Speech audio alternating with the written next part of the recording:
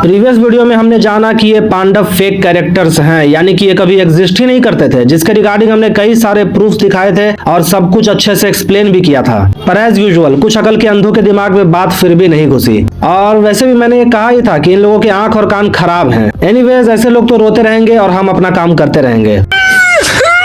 नहीं तो इन पांडवों के फेक होने के बाद अब एक और बहुत बड़ी मिसकंसेप्शन को क्लियर करने की बारी है, और वो क्या? तो वो है व्यास धनुर्वेद। ओ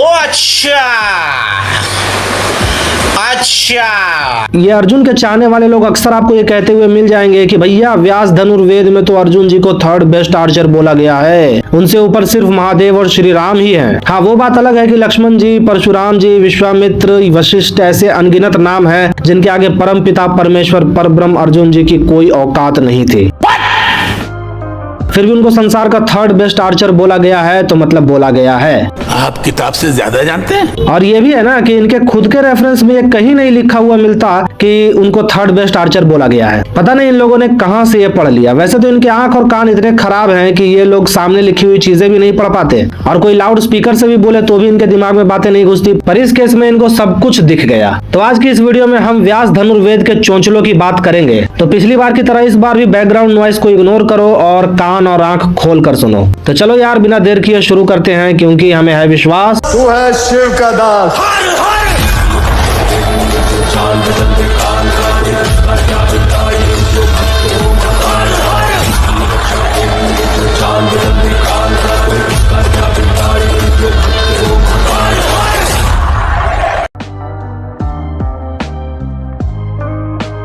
तो सबसे पहले हम बात करेंगे कि क्या अर्जुन सच में संसार के थर्ड बेस्ट धनुर्धर हैं व्यास धनुर्वेद के अनुसार, क्योंकि अंधभक्त तो यही कहते हैं। एनीवेज, अपने क्लेम के रिगार्डिंग ये लोग जो वर्ड्स यूज करते हैं वो ये है। जी हाँ, ये वही है। अब मैंने इसको देखकर पढ़कर खूब ढूंढने की कोशिश की कि आखिर इसमें ऐसा कहाँ लिखा है कि पर ब्रह्म परम पिता परमेश्वरा arjuna is the third best Archer in the history. अरे सही से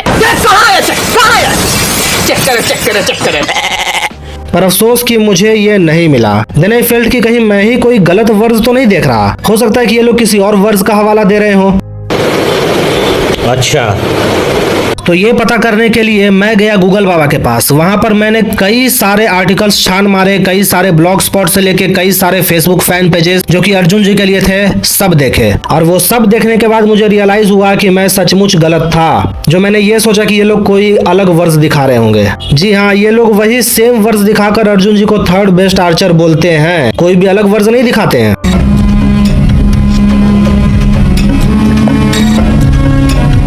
तो इतना करने के बाद मैंने सोचा कि चलो इसी वर्ड्स की रियलिटी देख लेते हैं। तो देखो यार, यहाँ पर ये तो कहीं नहीं लिखा कि वो थर्ड बेस्ट आर्चर हैं, पर यहाँ ये जरूर लिखा है कि नारायण के बाद अर्जुन का नाम लेकर के ही योद्धा को आगे प्रोसीड करना चाहिए। ठीक है। जी हाँ, जिसमें से भी पहली बात तो ये कि वहाँ पर प्रोसीड करने का मतलब तीर कमान चलाने से नहीं है, बल्कि सीधा युद्ध से है, जिसमें इनका नाम लेकर आर्मी को अरेंज करने की बात हो रही है, ना कि धनुर्धर होने की। तो ये एक वॉरियर के लिए बोला गया है, ना कि किसी भी आर्चर के लिए। और दूसरी बात ये कि अर्जुन का नाम लेने के लिए वहाँ पर इसीलिए कहा गया है क्योंकि उसके मन में नारायण का वास है, और इस वर्ष के अकॉर्डिंग जिसके मन में नारायण का वास होता है वो हमेशा विजयी होता है। तो इसी कारण वहाँ ये बोला गया है कि अर्जुन जी का नाम लेना चाहिए। मतलब ये तो वही बात हो गई कि क्रिश 3 में प्रिया पर काल के वायरस का असर इसीलिए नहीं हो रहा था क्योंकि उसके अंदर कृष्णा का अंश था जो कि उस वायरस से लड़ रहा था।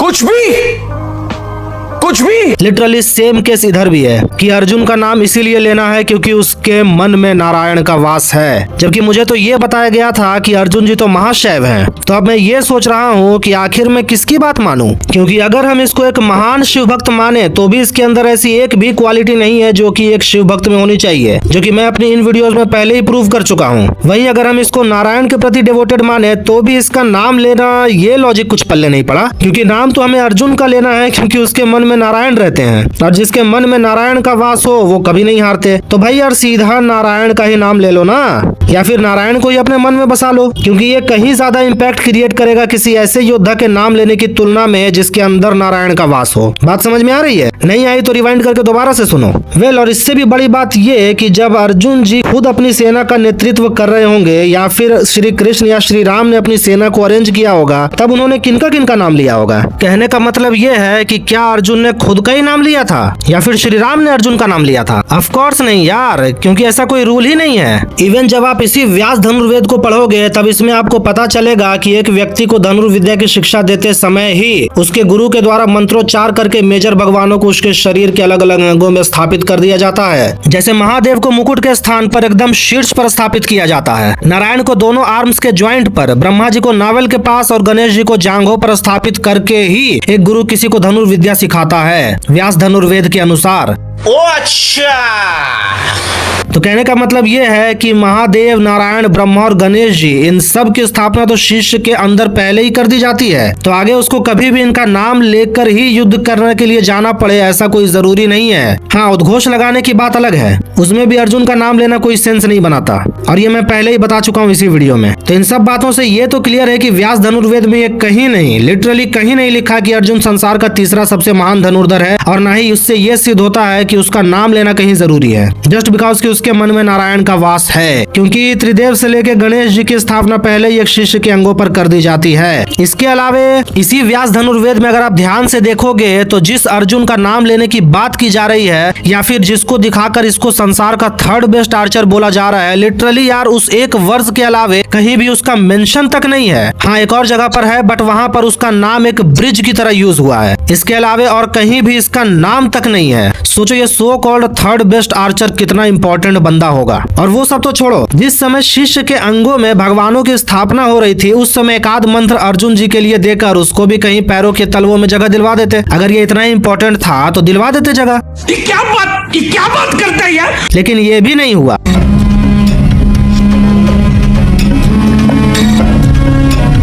और ना ही कोई मेजर कंडीशन ऐसी है कि इसका नाम लिए बिना योद्धा अपनी आर्मी को तैयार ही नहीं कर सकता। तो इन सब बातों से ये तो साफ है कि व्यास धनुर्वेद में अर्जुन का उतना ही इम्पैक्ट है जितना कि पाकिस्तान का वर्ल्ड में। तो अब तक तो आप लोगों को समझ में आ ही गया होगा कि वहां ना तो अर्जुन को थर्ड बेस्ट धनुर्धर बोला गया है, ना ही उसका नाम लेने जैसा कुछ है, और ना ही कोई ऐसा रूल है, और यहाँ तक कि कोई ऐसी रैंकिंग भी फिक्स नहीं की गई है। तो अर्जुन के थर्ड बेस्ट आर्चर वाली मिसकंसेप्शन को क्लियर करने के बाद चलिए अर्जुन जी के बारे में कुछ और अनसुने किस्से जान लेते हैं।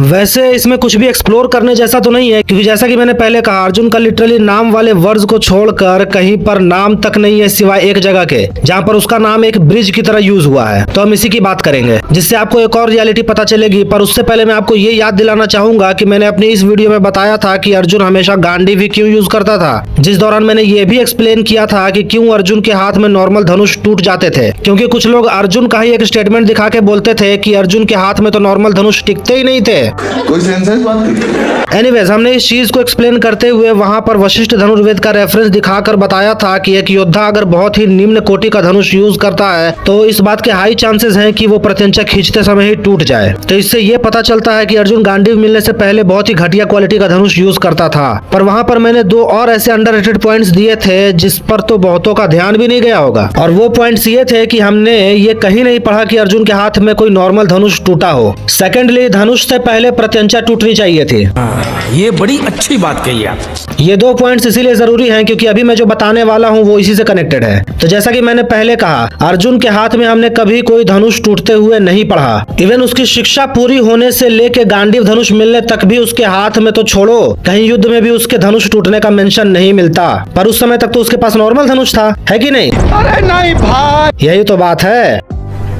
अरे कहना क्या चाहते हो? व्यास धनुर्वेद में जो एक जगह अर्जुन का और उल्लेख मिलता है वहां बताया गया है कि द्रोणाचार्य को उनके गुरु परशुराम से एक अत्यंत ही शक्तिशाली और दिव्य धनुष प्राप्त हुआ था, जिसको उन्होंने अर्जुन को दे दिया था, और आगे चल के अर्जुन ने इसको सात्यकी को हैंड ओवर कर दिया, जो कि ऑब्वियसली गांडीव धनुष मिलने के बाद ही हुआ था। तो जो हमें कुरुक्षेत्र में एक तो जगह सात्यकी के पराक्रम के किस्से मिलते हैं ना, वो इसी धनुष की बदौलत है। खैर, हमें इन चीजों की तरफ जाना ही नहीं है। हमारा पॉइंट ये है कि अर्जुन के पास गांडीव से पहले भी एक दिव्य धनुष था, और जिस प्रकार का लगाव इसका गांडीव से था उससे ये तो कंफर्म है कि उसने इस धनुष का भी यूज हर छोटे बड़े काम में किया होगा। सही कह रहा हूँ यार, ये बंदा लिटरली अपने आखिरी टाइम में भी गांडीव को छोड़ने के लिए तैयार नहीं था। वो तो इसके भाइयों को फोर्स करना पड़ा, तब जाके इसने गांडीव को त्यागा था।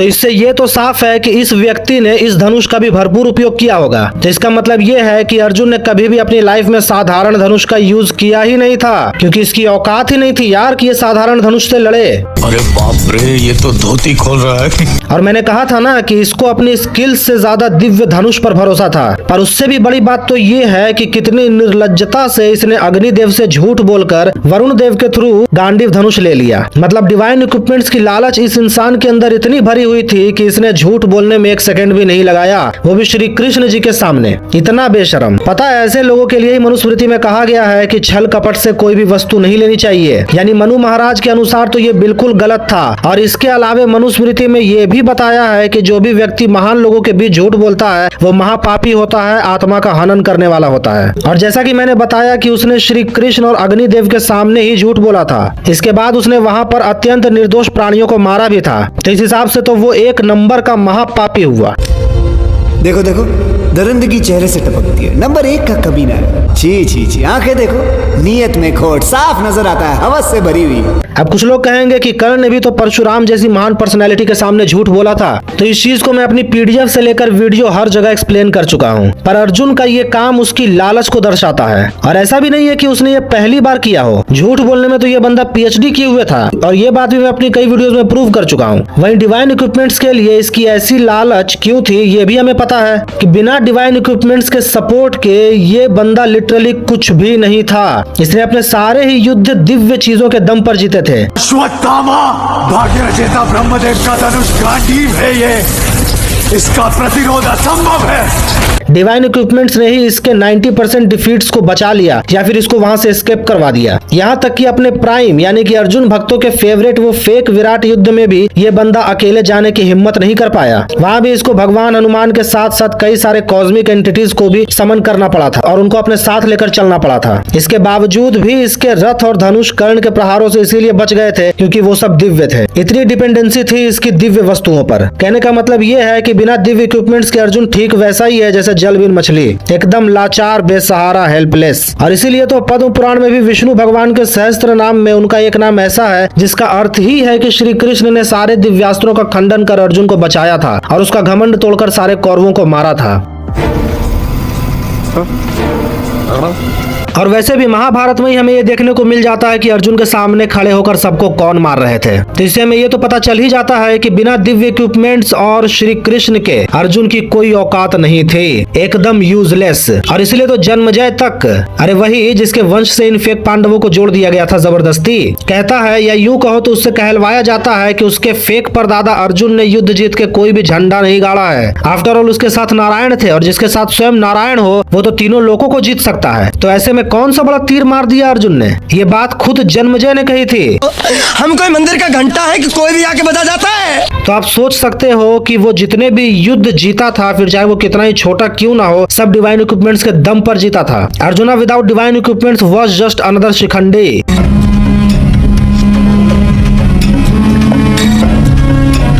तो यही कारण था कि वो दिव्य चीजों के पीछे इतना पड़ा हुआ रहता था। तो इससे ये तो साफ है कि अर्जुन कितना झूठा और मक्कार किस्म का व्यक्ति था जो दूसरों के दम पर उछला करता था। वैसे ऐसे कई एग्जांपल्स तो हमें ऐसे ही देखने को मिल जाते हैं। एनीवेज, तो अर्जुन के इस अनकहे सच को जानने के बाद अब कुछ और बातों पर भी ध्यान देते हैं। चलिए अब धनुर्वेद की कैटेगरीज की बात कर लेते हैं। हाँ, जानता हूँ कि इसको भी मैंने अपनी प्रीवियस वीडियोस में एक्सप्लेन कर रखा है, पर इसको थोड़ा सा और समझ लेते हैं। क्योंकि उस टाइम पर एक चमन छिलगूजे ने अपने गॉड फादर और कोरा से रेफरेंस लेकर ये बोल दिया था कि मंत्र मुक्त जैसी कोई भी कैटेगरी नहीं होती धनुर्वेद में, और वो भी बिना सोचे समझे। हालांकि तब हमने पूरी अर्जुन कम्युनिटी की औकात से बाहर के ग्रंथ नीति प्रकाशिका से ये प्रूव कर दिया था कि मंत्र मुक्त कैटेगरी 200% रियल है, जिसका नाम तक इन लोगों ने नहीं सुना था। और अगर एक बार नीति प्रकाशिका ने कह दिया कि वो रियल है तो किसी धनुर्वेद के कुछ कहने का कोई मतलब ही नहीं, क्योंकि नीति प्रकाशिका के आगे किसी धनुर्वेद की कोई औकात नहीं है। सिंपल शब्दों में कहूँ तो ये धनुर्वेद का गॉड फादर है। झुक के रहना पड़ेगा मेरे आगे, क्योंकि मैं अपने में खुद हीरो हूँ। एनीवेज, इसके बारे में ये सब बताना यानी कि सूरज को टॉर्च दिखाने के बराबर है। जलवा है हमारा। तो उस दिन हमने नीति प्रकाशिका में ये देखा कि 4 कैटेगरीज में मुक्ता, अमुक्ता, मुक्ता मुक्ता और मंत्र मुक्ता आते हैं, पर वशिष्ठ धनुर्वेद में मंत्र मुक्त की जगह यंत्र मुक्त है। ऐसा क्यों? हाँ, इसको भी मैंने एक्सप्लेन कर दिया था कि नीति प्रकाशिका की मुहर के बाद अब इस चीज का कोई मतलब नहीं रह जाता। पर यार, हम यंत्र मुक्त को ऐसे कैसे छोड़ सकते हैं? ये बड़ी अच्छी बात कही आप। तो चलिए आज इसको भी क्लियर करते हैं। तो एक्चुअली बात यह है कि यंत्र मुक्त और मंत्र मुक्त 2 अलग कैटेगरीज नहीं है, बल्कि ये दोनों एक ही कॉमन कैटेगरी के अंडर आते हैं जिसको विमुक्त कहते हैं। जी हाँ, ये दोनों ही कैटेगरीज कलेक्टिवली विमुक्ता कैटेगरी में आते हैं और इसको मधुसूदन सरस्वती जी ने अच्छे से एक्सप्लेन भी किया है और बताया है कि विमुक्ता का मतलब मुक्त रहित, जिसमें वो यंत्र मुक्त वेपन को इंक्लूड करने के साथ साथ मंत्र मुक्त कैटेगरी को भी शामिल करते हैं। तो इससे ये तो क्लियर हो गया कि क्यों कई जगह पर यंत्र मुक्त तो कई जगह पर मंत्र मुक्त देखने को मिलता है, क्योंकि ये दोनों एक ही कैटेगरी से बिलोंग करते हैं। हालांकि ये भले ही एक ही कैटेगरी से बिलोंग करते हो, पर अब भी मंत्र मुक्त सुपीरियर और फर्स्ट प्रायोरिटी है, क्योंकि ऑफ कोर्स इस पर नीति प्रकाशिका की मुहर है। तो अब हम धनुर्वेद की विधियों और कैटेगरीज को समझ लेते हैं। तो नीति प्रकाशिका ने ये तो क्लियर कर दिया कि धनुर्वेद के 4 पद में मुक्ता, अमुक्ता, मुक्ता मुक्ता और मंत्र मुक्ता आते हैं। ठीक है, समझ गया। हालांकि इसके बाद और कहीं से भी कुछ अलग से दिखाने की जरूरत नहीं है, बट फिर भी मैं बता दूं कि खुद महाभारत के भाष्यकार श्री नीलकंठ शास्त्री जी ने भी धनुर्वेद के 4 पदों में मंत्र मुक्त, पानी मुक्त, मुक्ता मुक्त और अमुक्ता को इंक्लूड किया है, यानी कि यहाँ भी मंत्र मुक्त है। और ये चीज वो महाभारत के एक श्लोक को कोट करते हुए बोलते हैं। ये लिटरली वही सेम श्लोक है। यहाँ पर अर्जुन अपने बेटे को 4 पदों और 10 अंगों का ज्ञान दे रहा है, यानी कि इसमें भी यही 4 विधियों वाली बात की गई है। ये भी प्रूव हो गया, मतलब मंत्र मुक्त महाभारत में भी है। इसके अलावा जैसा कि मैंने पहले भी बताया था कि इस कोटेड श्लोक में अर्जुन ने अभिमन्यु को 4 पदों और 10 अंगों का ज्ञान दिया था, जिसमें हमने 4 पदों के बारे में तो जान लिया। अब 10 अंगों की बात कर लेते हैं। तो जैसा कि मैंने बताया कि अगर किसी भिखारी के पास 5 रुपए हैं, तो इसका मतलब ये नहीं कि दुनिया में सिर्फ 5 ही रुपए हैं। इसकी बात भी हम करेंगे। फिलहाल आपको मैं इन 10 अंगों के नाम बता देता हूँ, जो कि नीलकंठ शास्त्री जी अपनी भारत भाव टीका में बताते हैं। चलो भाई। तो इनमें पहली तो है आदान, जिसमें तरकश से बाण निकालते हैं। फिर जब बाण चढ़ाते हैं तो उसको संधान बोलते हैं। बाण छोड़ने को मोक्षण, कमजोर टारगेट पर छोड़े गए वेपन को वापस बुलाने को विनिवर्तन, अलग अलग तरीकों से बाण छोड़ना स्थान, 3-4 उंगलियों से धनुष पकड़ना मुष्टि, अंगूठा, तर्जनी और मध्यमा से प्रत्यंचा खींचना प्रयोग, सामने वाले से बचना या उसके बाणों को काउंटर करना प्रायश्चित। मोशन में अगर कोई रथ पर चढ़कर बाण छोड़े तो उसका काउंटर भी रथ पर चढ़ करके करने को मंडल, और शब्द भेदी बाण या एक साथ मल्टीपल टारगेट्स को हिट करने को रहस्य कहते हैं।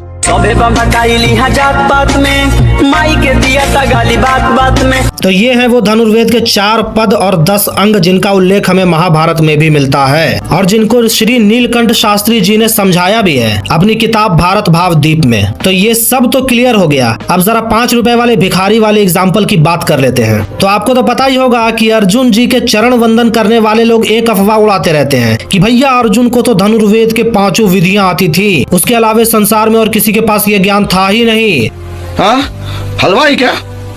हालांकि ये बात वो लोग कभी अपने जीवन में प्रूव तो नहीं कर पाएंगे, बट अभी हमने देखा कि धनुर्वेद में 4 पद और 10 अंग होते हैं और इनका ये 5 विधियों वाला रेफरेंस इन 10 अंगों से ही आता है। पहले तो आप इन विधियों का नाम सुनिए। क्रिटिकल एडिशन में पहले 2 विधियों का तो नाम नहीं बताया गया है, बट उसके यूज को देखकर हम समझ सकते हैं। यानी शस्त्र को चलाना मतलब मोक्षण, और छोड़े गए बाण को बुलाना यानी कि विनिवर्तन। फिर 3 बताए गए हैं, आवृत्ति, प्रायश्चित और प्रतिघात। ये है वो नाम। हालांकि ये नाम तो रियल हैं, पर एक बार गीता प्रेस पर भी नजर डाल लेते हैं तो वहाँ पर इनका नाम कुछ इस तरीके से है। पहले पे प्रयोग, दूसरे पे उपसंहार, तीसरे पर आवृत्ति, फिर प्रायश्चित और अंत में प्रतिघात, जिसमें से सिर्फ प्रयोग और प्रायश्चित ही रियल विधियां हैं, बाकी और कुछ भी नहीं। तो जब ऐसी कोई विधि है ही नहीं तो इंद्र ने अर्जुन को सिखाया क्या? और वैसे भी मैं तो इसको एक्सप्लेन कर ही चुका हूँ कि उसको 3rd विधि भी नहीं आती थी और न ही उसको सिखाने का दावा करने वाले इंद्र को इसका नॉलेज था। अरे बाप रे, ये तो धोती खोल रहा है। और बात करें उपसंहार की, तो ये कोई विधि नहीं बल्कि एक सेक्शन है जिसमें मुक्ता मुक्त कैटेगरी के वेपन्स आते हैं, जो कि ऑब्वियसली अर्जुन के पास होंगे ही। तो इनके अलावा कोई भी नाम तक रियल नहीं है और ये सिखाया है इंद्रदेव ने अर्जुन को। तो अब तक तो आप लोग ये समझ ही गए होंगे कि वो भिखारी वाला एग्जाम्पल एग्जाम्पल यहाँ कैसे फिट बैठता है। और अब तक इन लोगों ने कैसे सबको उल्लू बनाकर अर्जुन को जबरदस्ती सुपीरियर प्रूव करने की कोशिश की है। एक और चीज ये है कि अर्जुन ने अपने बेटे को 4 पद और 10 अंगों का ज्ञान दिया था अकॉर्डिंग टू महाभारता, जो कि बहुत ही बेसिक सी चीजें हैं। हर धनुर्धर को इसका ज्ञान होता ही है। अगर एक योद्धा होकर भी इन चीजों का ज्ञान नहीं है तो काहे का योद्धा हो बे तुम। कहने का मतलब ये है कि हाँ, अर्जुन को इन पदों और अंगों का ज्ञान तो था, पर इससे उसके पास कोई बहुत ही एक्स्ट्राऑर्डिनरी क्वालिटीज नहीं आ जाती हैं कि उसको किसी से सुपीरियर दिखाया जा सके। और इन पदों और अंगों में वैसा कुछ भी नहीं जैसा इन लोगों ने सबको सुना रखा था कि मरे हुए को जिंदा कर दे, सुरक्षा कवच बना ले, ब्ला ब्ला ब्ला। ऐसा कुछ भी नहीं है।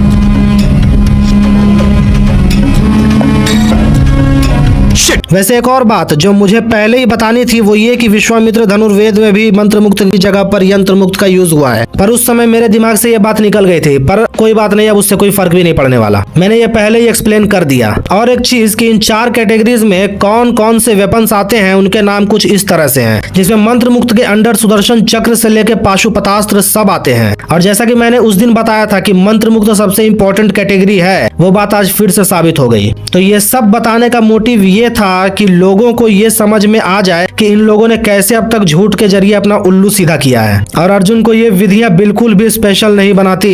इसके अलावा वो इंद्र वाली बात अर्जुन नरेट कर रहा था, और ये तो हम सब देख ही रखे हैं कि ये बंदा कितना बड़ा झूठा है। और उसकी बताई हुई विधियों का नाम रियल ना होना इस बात को और भी प्रूव करता है कि ये बंदा 1 नंबर का झूठा इंसान है। नंबर 1 का कमीना है। तो अब तक तो आपको ये विधियों वाला पूरा खेल समझ में आ ही गया होगा। तो अब बढ़ते हैं वीडियो के लास्ट टॉपिक की तरफ, जो कि है ये इस वीडियो का लास्ट और सबसे इम्पोर्टेंट टॉपिक है। अब तक तो हमने व्यास धनुर्वेद के अंदर से जो इन लोगों ने एक श्लोक को उठाकर जो भसड़ मचाई हुई थी उसका पर्दाफाश किया, बट अब हम व्यास धनुर्वेद की रियलिटी जानेंगे कि जिस चीज को ये लोग सर पर उठाकर नाचते हैं, जिसके दम पर ये लोग एक मामूली से योद्धा को संसार का तीसरा सबसे बड़ा धनुर्धर बोल देते हैं, वो भी बिना पढ़े, वो चीज आखिर कितनी अथॉरिटी होल्ड करता है, चलिए जानते हैं। आगे बढ़ने से पहले मैं एक चीज बता दूं कि सभी अपने माइंड को रिलैक्स कर लें और अर्जुन जी के चरणामृत पीने वाले लोग दिल और किडनी सब थाम कर रखें। तो हम आगे बढ़ते हैं। तो बात यह है कि व्यास धनुर्वेद जैसी कोई भी चीज एग्जिस्ट ही नहीं करती। क्या? ये क्या बकर? जी हाँ, ये क्या बात करता है यार? अरे बताता हूँ। तो जब हम व्यास धनुर्वेद की स्टार्टिंग में ही देखते हैं तो उसमें इसको बृहत शारंगधर पद्धति से एक्सट्रैक्टेड बताया गया है। ये क्या होती है वो मैं आगे बताता हूँ। अच्छा, इसके अलावा व्यास धनुर्वेद के स्टार्टिंग में ही बताया जाता है कि शारंगधर नाम के एक स्कॉलर थे। अब इनको महादेव ने सपने में आकर धनुर्वेद का ज्ञान दिया था, ऐसा ये खुद बोलते हैं। और वो जो ज्ञान दिया गया था उसी को ये व्यास धनुर्वेद कहते हैं। ये क्या हो गया?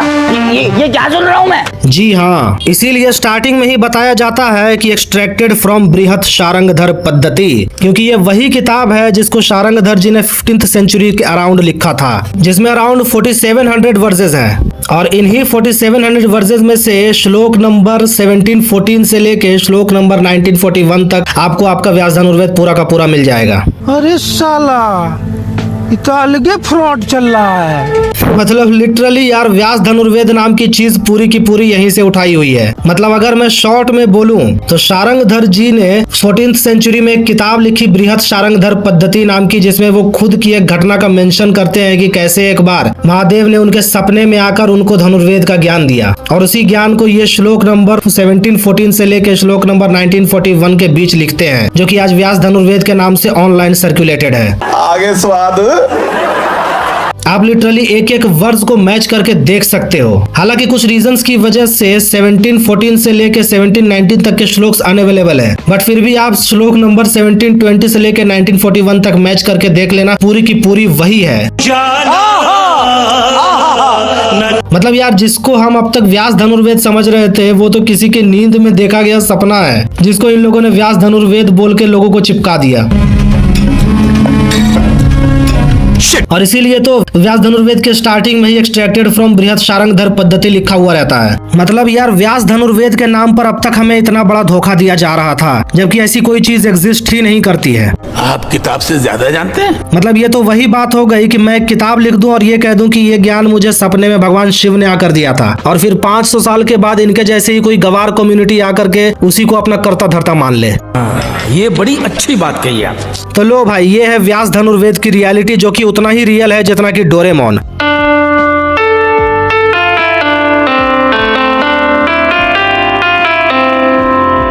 और हाँ, ये चीज सिर्फ व्यास धनुर्वेद के साथ ही नहीं है, बल्कि बाकी के दूसरे धनुर्वेदों के साथ भी है। ईडी कुलकर्णी नाम के एक रिसर्चर ने सारे धनुर्वेदों को पढ़कर एनालाइज किया और उसका रिजल्ट अपनी एक किताब the Dhanurveda and its contribution to lexicography में एक टेबल के जरिए बताया। और भाई रिजल्ट्स लिटरली में काफी शॉकिंग थे। अभी मैं जो आपको टेबल दिखा रहा हूँ वो उसी रिजल्ट का है, जिसमें अलग अलग धनुर्वेदों को शारंगधर पद्धति वाले उस सो कॉल्ड धनुर्वेद से कंपेयर किया तो पाया कि उनके मोस्ट ऑफ द वर्जेस एक दूसरे से मैच करते हैं। इस टेबल में वो प्लस वाले सिंबल्स ये बताते हैं कि शारंगधर पद्धति का वो कौन से नंबर वाला श्लोक दूसरे धनुर्वेदों में भी रिपीट हुआ है, जिसमें आप क्लियरली देख सकते हैं कि विश्वामित्र धनुर्वेद तो पूरी तरह से कॉपीड है। वहीं वशिष्ठ धनुर्वेद में भी कुछ डिफरेंट श्लोक्स तो हैं, बट वो भी 90% तक इसी से कॉपीड है। मतलब यार ये सारे ही धनुर्वेद एक ही थाली के चट्टे बट्टे हैं। एवरीबॉडी, सबके सब चोर हैं साले। इन सब के नाम उस लिस्ट में डाल दो, सबके, किसी एक को भी नहीं छोड़ना। तो अगर अब कोई अर्जुन अंधभक्त धनुर्वेद का रोना रोए तो उसके मुंह पर बृहत शारंगधर पद्धति फेंक के मारना और उसे उसके धनुर्वेद के श्लोक एक एक करके मैच करवाना। इसके अलावा इस लिस्ट में इनका सदाशिव धनुर्वेद और त्रयंबक धनुर्वेद भी है, मतलब उनके भी most of the shlokas match करते हैं। आप खुद इसको चेक कर सकते हो। तो लो भाई, ये हुई इनके व्यास धनुर्वेद और सारे धनुर्वेदों की बत्ती गुल। और अब तक तो आप लोगों को समझ में आ ही गया होगा कि ये सब कुछ फेक है। तो बस यार आज के लिए इतना ही। आई होप कि आपको ये वीडियो पसंद आई होगी। तो मिलते हैं ऐसी किसी और वीडियो में, तब तक के लिए हर हर महादेव, नमः पार्वती पताय शिव शिव।